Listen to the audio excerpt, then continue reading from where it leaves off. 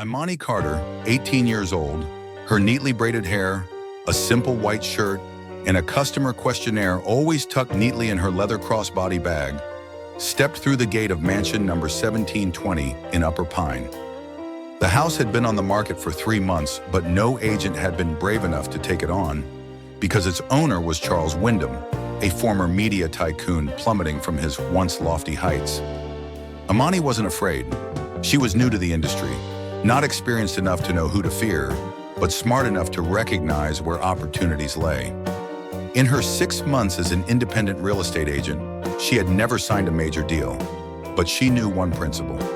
Every downfall of the wealthy reveals a crack, and those who are sharp enough can step through.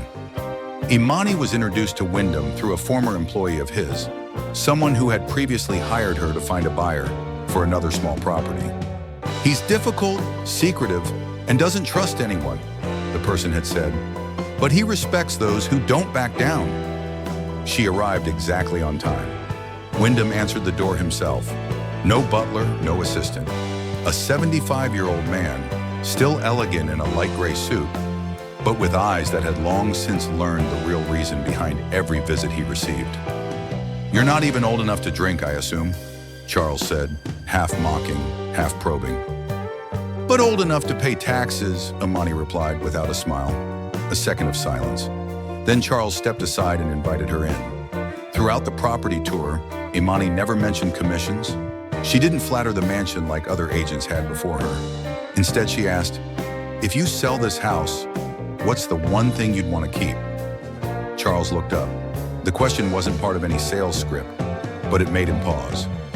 "The second floor library," he finally said. "That's where I signed my first deal.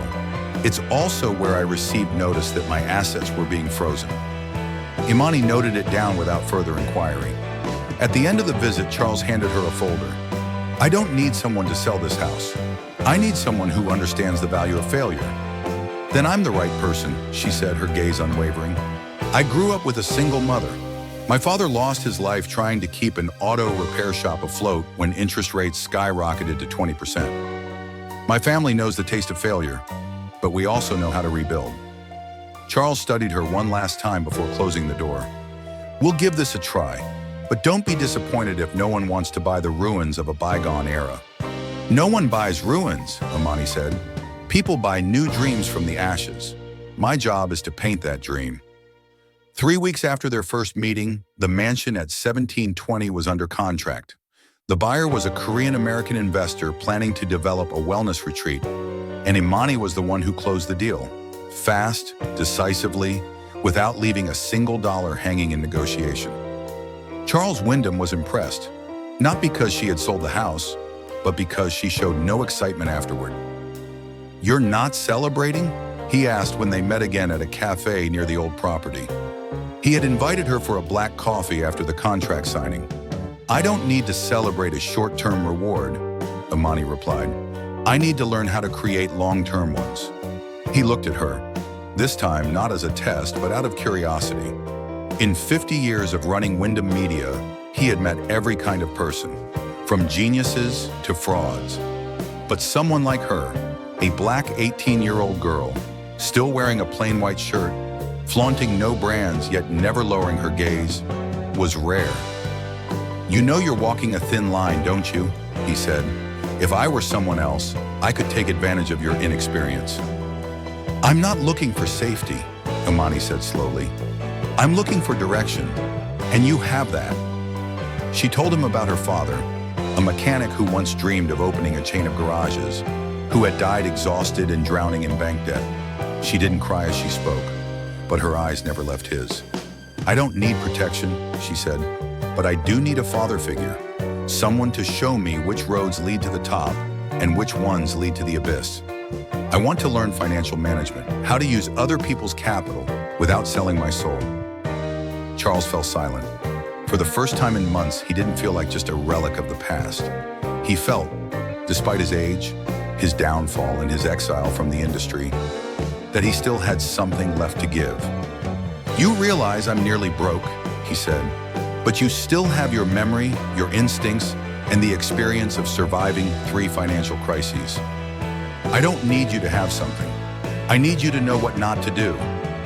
This isn't a fair game. That's fine. I'm not asking for fairness. I'm asking for lessons. A long pause. Then Charles nodded. You have 1 year, he said. For that year, I'll teach you everything I ever did, both right and wrong.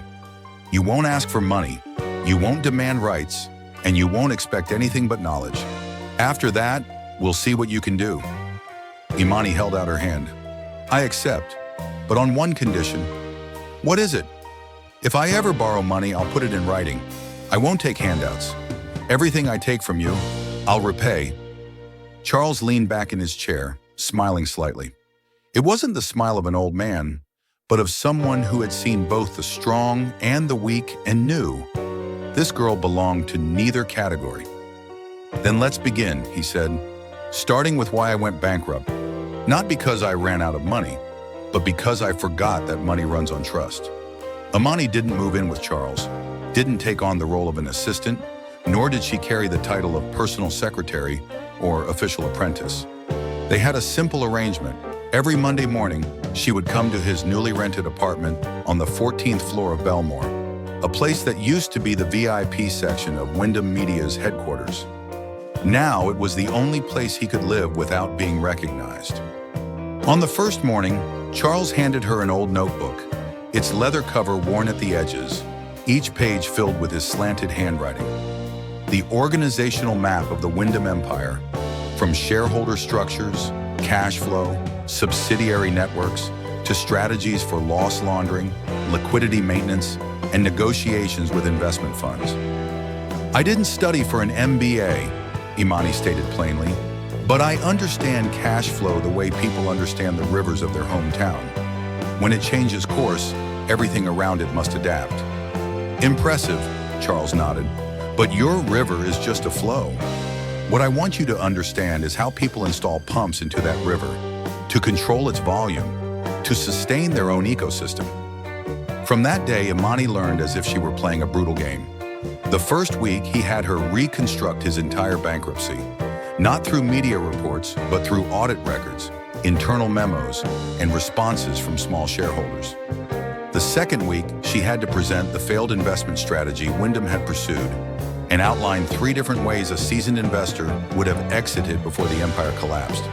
The third week, he sent her to meet 3 of his former business partners, men who now ran their own investment funds, and told her, use your own name, don't mention me, as she tried to convince them to hear out a trial financial model. This is a test, isn't it? Imani asked. No, Charles replied. This is real life, and you'll learn faster when you know there's no safety net beneath you. Imani performed well, not perfectly, but with composure, resilience, and no ego when he corrected even her smallest mistakes. She didn't take notes on a laptop, but wrote by hand, because Charles told her, the way people write by hand reflects how they handle risk, neat, chaotic, or panicked. 3 months later, he took her to a house being foreclosed, not to buy it, but to observe the way life moved around the asset. I once owned an entire chain of properties like this, he said, and I never saw them as homes, only as numbers on a balance sheet. I see them as starting points for someone else, Imani replied. If you know how to revalue them, not just in terms of money, but through the right story. Charles remained silent. She wasn't just learning well. She was beginning to think in terms of reconstruction. That night, he wrote in his journal, she doesn't seek emotions. She doesn't need my sympathy. She doesn't ask about the future. But every day, she forces me to reconsider what I once thought was meaningless. Never did I imagine a black 18-year-old girl who didn't go to Harvard, who doesn't carry the Wyndham name, could make me want to sit back at the chessboard one more time. That afternoon, it drizzled lightly, and the glass windows of the 14th floor apartment fogged up. Charles Wyndham was making tea, while Imani stood in front of a business model she had drawn up, a shared asset service model that temporarily repurposed real estate for businesses that had just gone bankrupt. I call it Project Phoenix, she said, rising from the ashes, empty offices, unsold mansions, foreclosed apartments, all can be put back to work, generating short-term cash flow. Charles studied her. The plan is highly feasible, But raising capital will be difficult when you have no strong credit history, no assets to leverage, no name recognition. Exactly, Imani replied. And that's why I've been considering a different approach. She pulled up a chair, sat across from him, calm, unhesitant. I've thought about this seriously, she said. If you agree, I want to become your wife. Not for love, not yet at least, but for legal structure. If I carry the Wyndham name, I can access the old shareholder network. I can use the legitimacy of a restoration effort to open new funding rounds. Charles said nothing. He simply poured the tea. The steam curled between them. And you would benefit too, Imani continued. A young, beautiful wife, enough to make people stop talking about your bankruptcy and start focusing on a new image. A man who failed but was not abandoned. Charles leaned back in his chair. He had heard many proposals in his life, but never a marriage proposal that sounded like a strategic business deal. You're not afraid of what people will say, he asked. I grew up hearing people say, your mother had you just to live off welfare. I'm not afraid of words anymore. I fear poverty, I fear powerlessness, but I don't fear being misunderstood. And if I refuse, I'll still build Phoenix, just slower, without as much leverage. Do you love me? Not yet, Imani answered, completely honest. But I respect you, and I believe that some relationships are built on trust and shared goals. Love sometimes follows if there's enough loyalty. Charles was silent for a long time. Then he stood up, pulled an old bank ledger from a drawer, and placed it in front of her. This is what I have left, not much. But if you become my wife, you'll have access to it. Imani didn't take it immediately. Instead, she pulled out a stack of A4 papers from her bag. This is a financial commitment agreement. Every dollar you lend me, I will repay in full.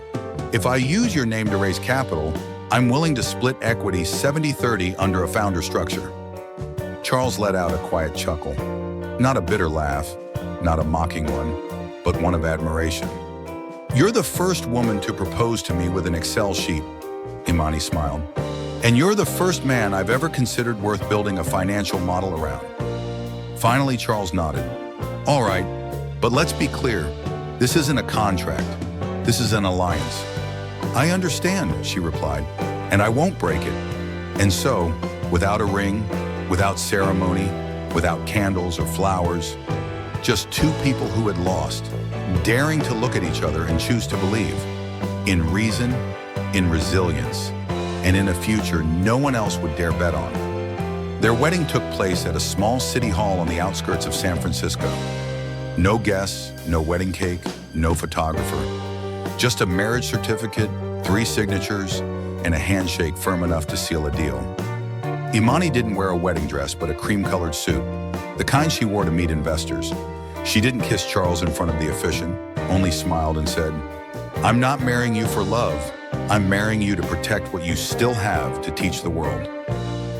A few days later, news of the strange marriage between a bankrupt tycoon and a young black real estate agent, nearly 60 years his junior, began to surface online. Charles's 3 children, a lawyer, a financial analyst, and an interior designer, reacted immediately. They scheduled a meeting with their father at his lawyer's office for a frank discussion about financial risks and transparency.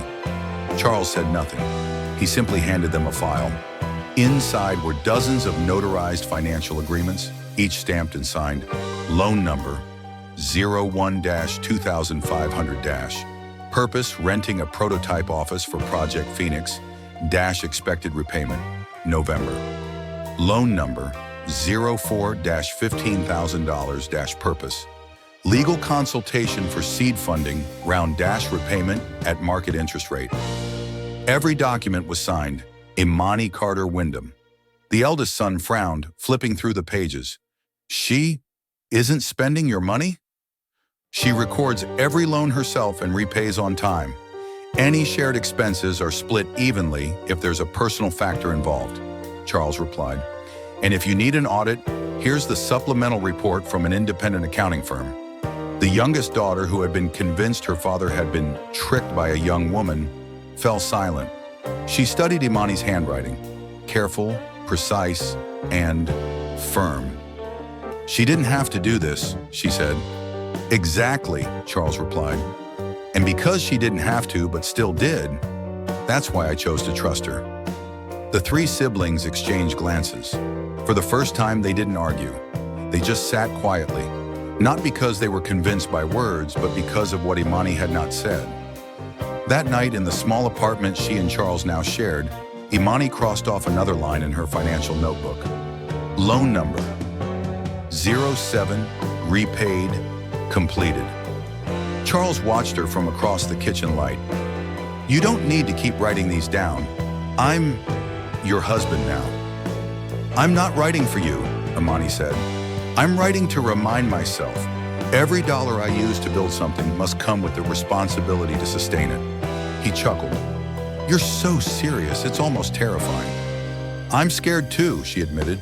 Scared that if I ever start allowing myself to take the easy route just because I'm your wife, then I'll no longer be the person you once respected. A moment later, he handed her another file, a revised equity breakdown of the reconstruction company Imani was building. My share was originally 40%, Charles said, but I want to leave you with 55%. I'll hold 20%, and the rest will go to future investors. Imani didn't take it immediately. She looked straight at him for the first time, her gaze softening just slightly. You're starting to trust me? No, he said. I'm trusting myself that I chose the right person. Imani didn't rebuild Wyndham Media. She didn't revive an outdated name weighed down by debt and scandal.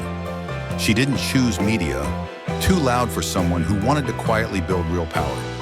Instead, she founded Carter Index, a data platform specializing in measuring and analyzing fluctuations in commercial asset value, particularly real estate properties that had once been on the brink of bankruptcy. No one wants to touch foreclosed assets, Imani told Charles in their first meeting, where it was just her, him, and a self-taught programming student sitting around a wooden table.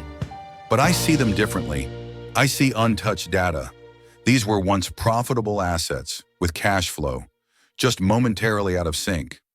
If we can recalibrate that rhythm, we can double the value before anyone else even notices. Charles looked at the model she had drawn on the board.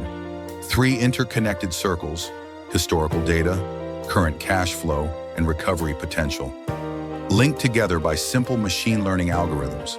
Nothing flashy, but every arrow was so logically placed that he felt a rare sense of envy. And what do you think? Imani asked. I think, he replied, if you had been my competitor 10 years ago, I would have been worried. Imani didn't seek funding from banks. Instead, she approached individual investors, people who had lost money during Wyndham's collapse. She didn't apologize. She simply said, I can't compensate for what you lost, but I can prove that within those losses lies valuable data that can prevent others from making the same mistakes. In just 4 months, she secured her first round of funding, $800,000, from 3 investors who had once been junior partners under Charles. She didn't use the money for a fancy office, but invested in a technical team and purchased access to financial databases from the very banks that had foreclosed on past clients. I don't want to get rich by taking the best cuts, Imani said. I want to get rich by reviving what others have discarded, so they're forced to look at themselves differently. Carter Index grew quietly. No billboards, no media praise, but commercial brokers, banks looking to reassess dead assets, and investment funds searching for alternative strategies, all began to take notice. 3 years later, a major fintech company offered to acquire Carter Index for $18 million. Imani declined. I didn't build this to sell, she told Charles one rainy night as they reviewed Wyndham's old properties together. I built it to prove that I could create something with my own hands, using the very mindset I learned from you. Charles said nothing. He looked at her as if he were seeing a castle constructed from the very ruins of his own past. You know, Imani added, if you had turned down my marriage proposal back then, I still would have taken this path. But it would have taken longer, been lonelier, and maybe I never would have learned that real power doesn't come from control. It comes from trust. In the spring of the 4th year after Imani married Charles, Madeline Wyndham, his youngest daughter, who had moved to Sweden after the family scandal, suddenly returned to San Francisco. No announcement, no warning. Just a short text message sent at 6 a.m. I'm back. If you want to meet, 4 p.m. at Mom's Old Cafe. Imani read the message, her hands trembling slightly. Not out of fear, but because she knew. This meeting wasn't personal. It was the final reckoning from a generation that once carried the Wyndham name with pride. At 4 p.m., she arrived early, taking a seat by the window, where Madeline used to sit and read when she was in law school.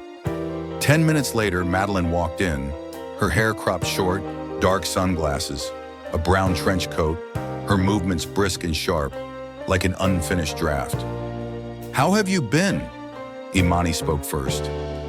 Madeline sat down, not removing her glasses. I didn't come here for some therapy session. I just want to understand. What have you done to my father? Imani didn't react. She poured a glass of water and slid it across the table. Nothing at all. I stayed by his side, and I kept my promise. I took nothing but trust. You don't think this is bizarre? An 18-year-old girl marrying a 75-year-old man and then suddenly becoming the one rebuilding the Wyndham Empire? You don't care what people think? You think I don't know what they say? Imani replied, her gaze unwavering. I grew up in a place where every step was met with doubt. I got used to it a long time ago. Madeline was silent for a moment. Then she reached into her bag and pulled out a stack of papers, bank statements, the same ones her lawyer had shown her. They documented loans, repayment histories, and transaction records, each one signed by Imani, letter by letter. You recorded everything. It wasn't necessary, but you still did. Why? Imani didn't smile. She simply answered softly, because I didn't want anyone to think I stepped into your family's home without giving back my own value in return. Madeline studied her for a long time. Then she took off her sunglasses. Her eyes were red, not from crying, but from the weight of everything she had held in on her long flight back to the U.S. My father, in his final years, he wasn't as cold as he used to be. Every time we FaceTime, he would mention, Imani says we should invest in medical technology. Imani says we should simplify financial processes. What did you do to make him trust you so much? Imani answered gently, I did nothing. I just didn't leave him behind. Madeline was taken aback. She looked at Imani, and for the first time there was no sharpness in her gaze, only hesitation, as if seeing a reflection of herself. Someone who had once craved recognition, but had always had to fight to prove her worth. There's something I want to ask, Madeline said. Did my father ever regret choosing you? Imani smiled faintly. Number. But he did regret not teaching you and your brothers that success doesn't have to look like you. The conversation didn't last long. They parted at the cafe door. No hugs, no sentimental goodbyes. But as Madeline turned to leave, she hesitated, then looked back. If you ever need legal oversight for Carter Index's expansion into Europe, I know a few trustworthy names. A subtle way of saying, I acknowledge you, and I'm willing to stand beside you. Imani nodded. Leave me your email. I always need sharp minds in my network. In the summer of the 5th year after their marriage, Carter Index had offices in 3 countries. The media called Imani a master of asset recovery strategy and the woman redefining next-generation leverage. But to the people living around Glen Arbor Park, the place with the long stone pathways beneath ancient maple trees, she was simply known as the black woman in the white shirt who pushes her silver-haired husband's wheelchair every evening. No cameras, no assistants trailing behind, no company logos or Zoom meetings in the garden. Just a young woman, her hands steady on the wheelchair's back, occasionally leaning down to whisper something, before both of them broke into laughter. Once, Charles Wyndham had been on the front pages for going bankrupt without a sound. Now he lived in quiet peace amid the noise of the world. At exactly 5 p.m. every evening, after finishing her strategy meetings, Imani would shut her laptop on time. No one dared to hold her back for even a minute, because everyone knew if she was late, Charles wouldn't wait for anyone else. Imani, he'd call out, like a child spotting his mother. I'm here, she'd reply, reaching out her hand. Where to today? Around the lake or up the hill? Around the lake, I like watching the geese waddle around uselessly. Like you when you're being stubborn. Like me when I still thought I was invincible. They laughed. The same teasing, the same familiar exchange. But passers-by would often stop for a moment, not out of curiosity, but because they saw something deeply human, something rarely found in relationships with such an age gap. Once, an elderly man walking his dog passed by and quietly asked Charles, "Is she your nurse?" Charles looked up, his eyes twinkling. "She's my wife, and I am the man learning how to live again because of her." The rumor spread, but this time, it wasn't from tabloids. It came from candid photos taken by strangers of a young woman peeling an orange, carefully handing each slice to her husband, of the two of them sitting close together on a park bench, listening to a podcast about sustainable investing that Imani had recorded that morning. The public started talking, but now there were no more insults, just genuine curiosity. How does a woman like that stay so unwavering? From the days when she was mocked to now, when she is successful, she has never changed her role. One day, a young journalist from a major magazine requested an interview. Imani declined. But before hanging up, she said, "If you want to write something, write about how a woman can build a business and keep a promise at the same time. Don't write about the age gap or race, because those are just numbers. But ethics and responsibility, no one has ever found a way to measure them." And just as she said, they could not be measured, but they could be felt on every quiet afternoon as the once rookie real estate agent carefully steered the wheelchair around a rough patch in the path, leaning down to ask, "Are you okay?" And he would simply nod, eyes shining. "I'm okay because I'm exactly where I need to be." Charles Wyndham passed away on a quiet autumn morning, as peacefully as he had lived in his final years. No pain, no noise. Imani found him when she brought in his usual glass of orange juice. Seeing him resting against his pillow, eyes closed, his hand resting lightly on an open book. The page still left unread was one he had returned to many times. The greatest things in life are not what we create, but who we become. News of his passing quickly made headlines, not because he was still a billionaire, but because the name Charles Wyndham had once been an icon, a fallen king of the market. And now, with his death in the arms of a young black wife once labeled a gold digger, the media couldn't resist the spectacle. The first headline read, "Charles Wyndham, once a media mogul, dies in the arms of his young African-American wife." The second headline followed, "From real estate agent to widow inheritor. What did Imani Carter gain in the end?" Rumors spread. Public opinion erupted. Some mocked, some speculated. A few journalists even camped outside Carter Index, hoping to snap a photo of Imani in mourning attire to spin a narrative of the cold widow or the CEO who didn't shed a tear. But no one saw her. Charles's funeral was private, attended only by a handful of people, mostly those who had once abandoned him when he lost everything, then quietly returned for one reason: they respected Imani. Edward, Charles's eldest son, did not sit in the front row this time. Instead, he stood beside Imani. He was the one who delivered the eulogy, his voice trembling slightly as he read the last words his father had left behind, taken directly from a handwritten letter Charles had written the previous year. "I leave nothing to Imani in wealth. I leave her the certainty that she needs nothing except the respect of those who once underestimated her."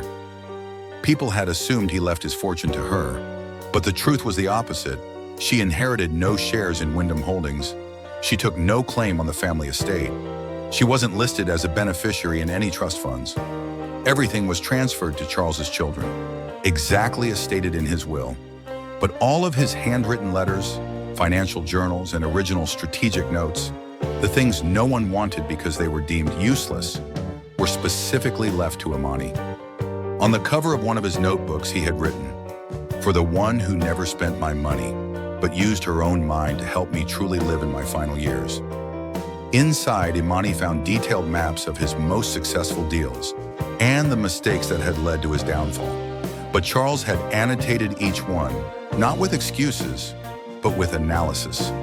As if he knew someone would need to understand, not just to avoid the same missteps, but to build something stronger from the ruins. She didn't cry at the funeral, but that night, she replayed a voice recording Charles had once left on her phone. "If I die one day, don't go anywhere. Stay. Because people need to see that a woman can remain in a man's life until the very end, not for status, but for honor." The press ran out of words. No one wrote anything more, because there was nothing more sensational than a truth that was more moving than the rumors. 3 weeks after Charles Wyndham's funeral, the CEO of Carter Index had yet to make a public appearance. Online, theories ran wild. Imani disappeared due to emotional shock. Imani is restructuring her inheritance. Or the simplest one, her role is over. She's retreating into quiet wealth. But then on the first Monday of the month, just as the markets opened, an unexpected announcement appeared across all major financial media outlets. Carter Index to hold an emergency press conference at 2 p.m. today.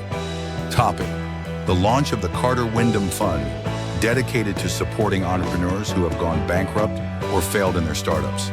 The news sent shockwaves through the industry. No one could understand why a woman who had just lost her husband, the man who had become the ultimate symbol of a fallen mogul, would choose to help the very people society labeled as economic failures. At 2 p.m., more than 60 journalists, investors, and venture capital representatives gathered. The Carter Index conference room was bare. No floral arrangements, no LED screens flashing corporate slogans. Just a simple wooden podium and a single white slide with black text.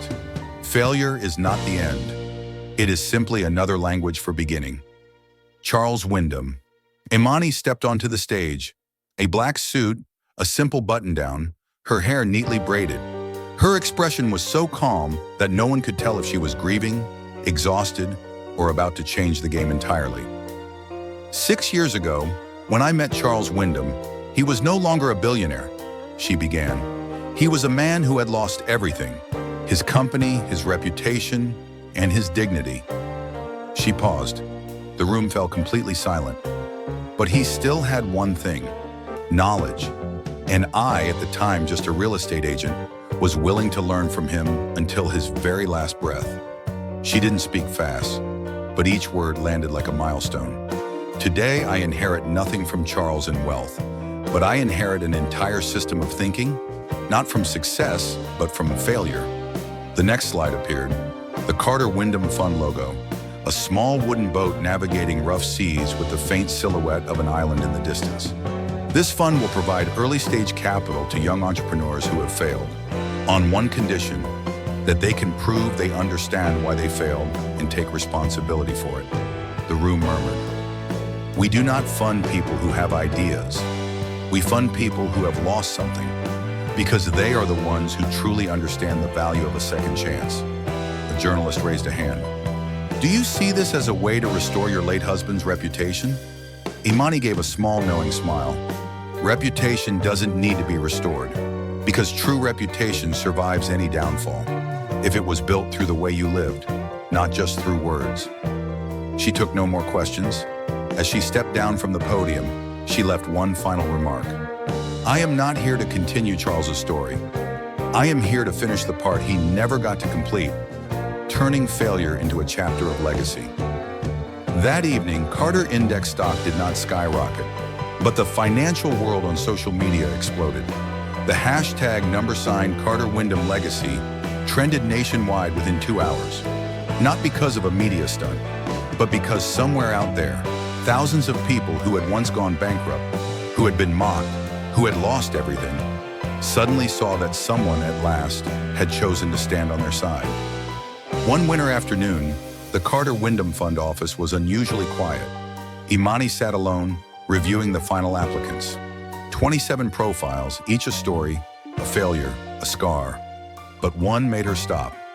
Caleb Dorsey, 19, built an app for visually impaired students, failed to secure funding, lost his $14,000 scholarship savings, now living in temporary housing with his mother. She read it 3 times. Attached was a short video, Caleb in an abandoned library, explaining his model. No trembling, no begging, just determination. His eyes held something familiar, the same look she had at 18, when the world called her delusional for believing. If I want to change my life, I need leverage. The next week, Caleb arrived for the final pitch. Worn shirt, scuffed shoes, hand-drawn wireframes. His laptop had been broken for months. Imani sat on the side, silent, watching. Caleb spoke clearly. He admitted his failure. How he once thought doing good was enough to attract investors, until someone asked, "And how do I make money from this?" No one laughed. They all knew that lesson too well. The market doesn't care how good you are. A panelist asked, "What did you learn from failing?" Caleb met their eyes. That kindness isn't a strategy, but if someone believes in you long enough, you'll learn how to turn kindness into one. Imani tilted her head. The answer wasn't polished, but it was real. She gave a small nod. The panel understood.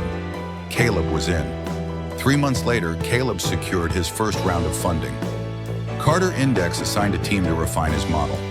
One evening, while presenting to his mentors, he said, "I don't know if my app will succeed, but ever since I got that email, I've felt like the world isn't leaving me behind anymore." Imani stood at the door, unseen. She didn't step in. She just looked at his shoes, his steady voice, his unshaken belief that to build something big, someone has to teach you how. She turned away just in time to hide her smile. A boy unafraid of failure, a woman who once was, and a cycle beginning again. Not because loss had ended, but because someone dared to turn it into a beginning.